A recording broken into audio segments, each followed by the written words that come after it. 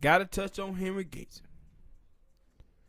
Henry Gates is a very respected black man. Very respected. But even though you respect it, don't mean you can't get called out. Henry Gates was on Morning Joe on the other morning, and he said that he thought racism was buried. But since Trump was been in office, he said it came back like Dracula. He thought Dracula was dead, but it have come back. And I'm looking around and I'm saying, stuck in a cave for the last 2 years? Were you in the cave with Dracula? Like, man, this is when we can't have these bad baby boomers representing us. He's sitting around here telling you that he felt racism was done. Might have something to do with the white wife he had. These brothers who be out here playing in that snow. Brothers who be out there playing in that snow, but man. Still, they be losing it. I guess I don't know, because I'm gonna say that, but even before that, he felt that way. Because there's no way for me. Spain. This is the dude who had the Bill summit at the White House with Obama, because he said some police officer was discriminatory towards him. And see, I didn't buy it then. When black people was rallying behind William Gates, Henry Gates, I did not buy it. And the reason why I didn't buy it, because the whole situation to me with him sounded like he felt like that he was a privileged, suit-wearing black man, and the white police officer shouldn't have stopped him. But he wouldn't have had a problem if it was some inner-city hood black dude that the police treated that way. That's what it seemed like to me. He was angry about that. He thought that the suit made the man. And he shows that now. He shows how, and the thing is, he just did a documentary that was fantastic, man. It was a fantastic documentary. But you see how, he just so far away from black people that he's sitting around here talking about black folk who's sitting on 2.5% of the wealth and less than 1% of the land, where 50% black home ownership is at a 50-year low. You have more black men in jail in the United States of America than women across the world. Black women dying in the hospital trying to give birth to their beautiful children. He's saying seeing all of this going on and more. And he's sitting right here talking about, man, I thought white supremacy was done. And it didn't rear its ugly head. What? But again, I always said that I hate that. But that is the excuse that a lot of people will give you, that, oh man, this the world in shame since Trump got elected, and it like, no. To me, what I have always said, that when Obama was in there, the media. Now I didn't watch Fox News. I rarely watch any media, but Fox News was like the only thing that was out there. Fox News is not gonna report anything about white people doing horrible things. Let's just get that out there. But NBC, those other CNN, all the other channels, they weren't talking about these things. They wasn't talking about the racism that was going on. They was basically acting like everything was cool. They put on sunshades and blocked out the deadly rays of racism.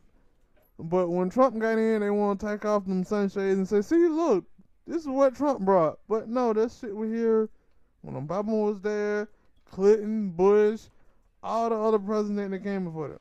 Yeah, and see, and that's another thing. Like, you just reminded me of something that he said as well. He said, black people had freedom for 8 years under Obama. Black people lost 2.5% of their wealth under Obama. We're getting shot in the streets. More black people were shot by police officers under Obama than any president in United States history. How the hell were we free, man? How were we free?